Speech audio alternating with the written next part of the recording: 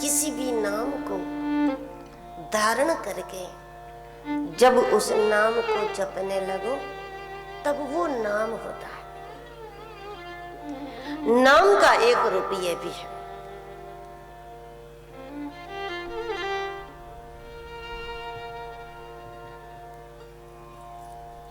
उस नाम से क्या होगा? उस नाम से नाम ही नहीं मिल जाएगा, लेकिन उस नाम से नामी से जोड़ने वाला कोई महापुरुष मिल जाएगा। व्यर्थ नहीं जाएगा,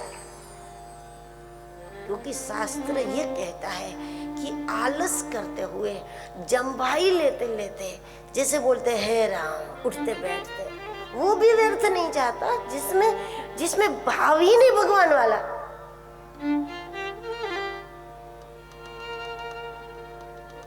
जब चलते हुए थक गए और जब बैठोगे तब हे राम करके बैठते हैं, जब खड़े होते हैं राम, तो ये भी तो व्यर्थ नहीं जाता। इसलिए व्यर्थ जाने की तो कोई बात नहीं। जो नाम सुना हो कभी संतों के द्वारा या फिर ग्रंथों में, जो नाम हो, जिस नाम की महिमा शास्त्र बताता है, उस नाम को धारण कर ले, ग्रंथ को गुरु समझ करके, वो व्यर्थ नहीं जाता, लेकिन उससे परमात्मा का सौम्य रूप सद्गुरु मिलता है, जो हमको परम रूप से जोड़ता है।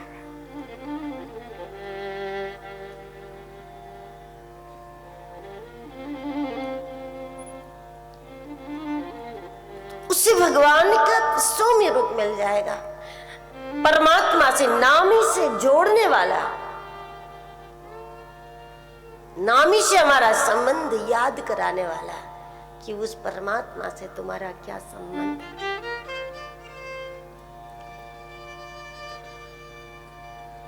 हम सबका ईश्वर से संबंध है, लेकिन क्या संबंध है?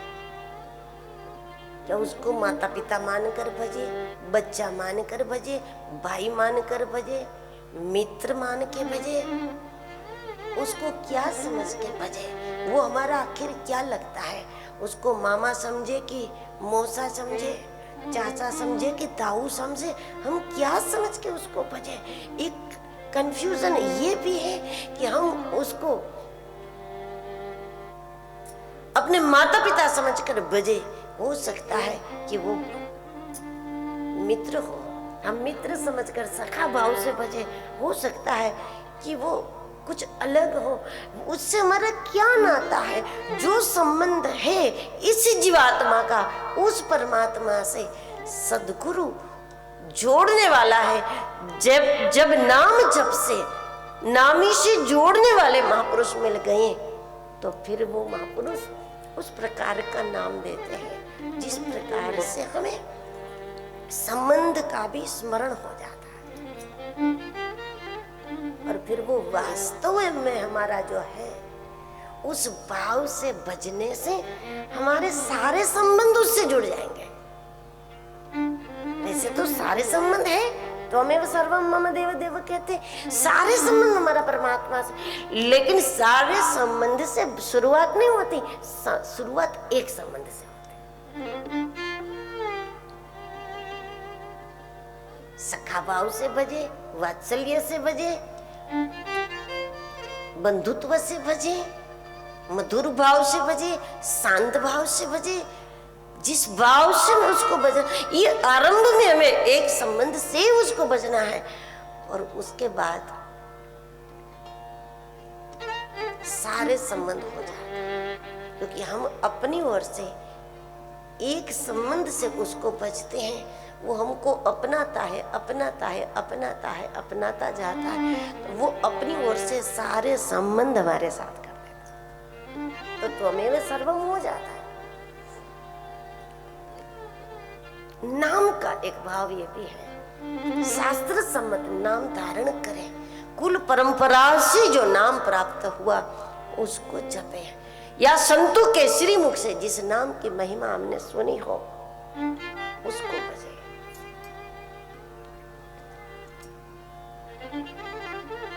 उसमें भी वो चिंता करने की जरूरत नहीं है कि हमने 2 साल तो राम राम किया था, फिर किसी से शिव की बात सुनी तो हम 4 साल से शिव को भज रहे हैं, और फिर किसी के द्वारा हमने देवी का कोई मंत्र सुना तो फिर हम उसकी भी 2 माला हमने शुरू कर दी। इससे अन्याश्रय दोष लगेगा, इससे कोई अन्याश्रय दोष नहीं लगेगा। आपने नाम चाहे राम का लिया, कभी शिव का लिया, कभी देवी का लिया, कभी कुछ लिया, कभी कुछ लिया, लेकिन आपका लक्ष्य एक था। अगर लक्ष्य दूसरा नहीं था तो अन्याश्रय दोष भी नहीं लगता। लक्ष्य तो दूसरा नहीं था ना, हमारी प्राप्ति का केंद्र तो एक ही था ना। हमने कभी उसको राम कहा, तो कभी आप अपने बच्चे को लाला कहोगे, कभी अपने बच्चे को कान्हा कहोगे, कभी अपने बच्चे को उसका जो नाम है उससे बोलोगे, कभी आप नाराज है तो आप उसको कभी बुद्धू बोलोगे, कभी आप उसको पागल बोलोगे। तो क्या इससे वस्तु थोड़ी बदल जाती है? आपने संबोधन उसी को किया है, उसी को बुलाया है अलग अलग नाम से।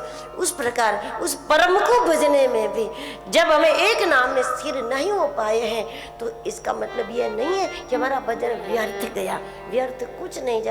व्यर्थ तब होता है कि जब हमारा लक्ष्य बदले, जब हमारा लक्ष्य दूसरा है। नहीं, एक बच्चे को 4 नाम से बुला सकते हो तो एक परमात्मा को 4 लाख नाम से बुला सकते हैं। इससे कोई दोष नहीं।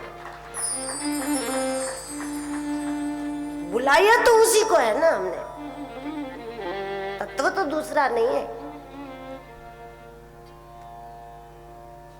ये तो होता है।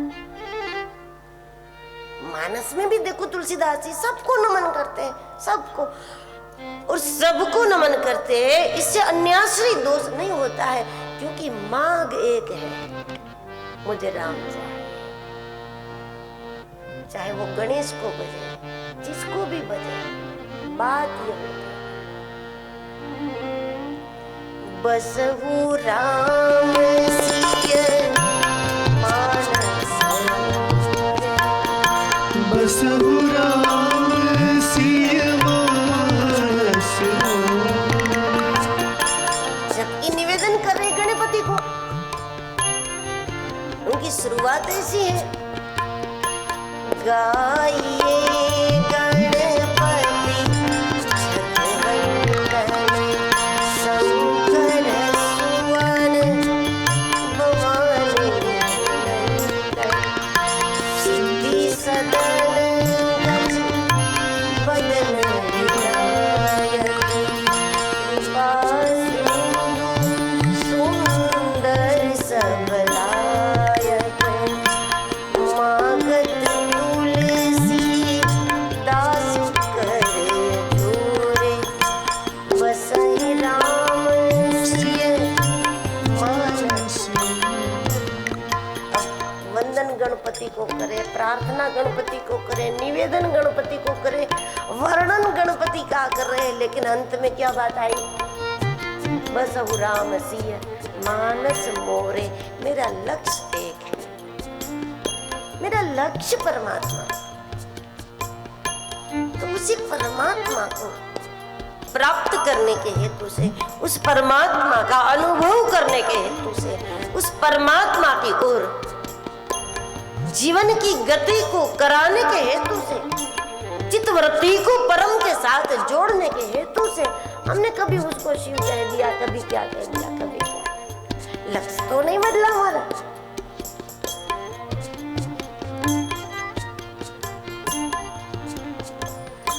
अन्याश्रय दोष तब लगता है जब दूसरा दिखे।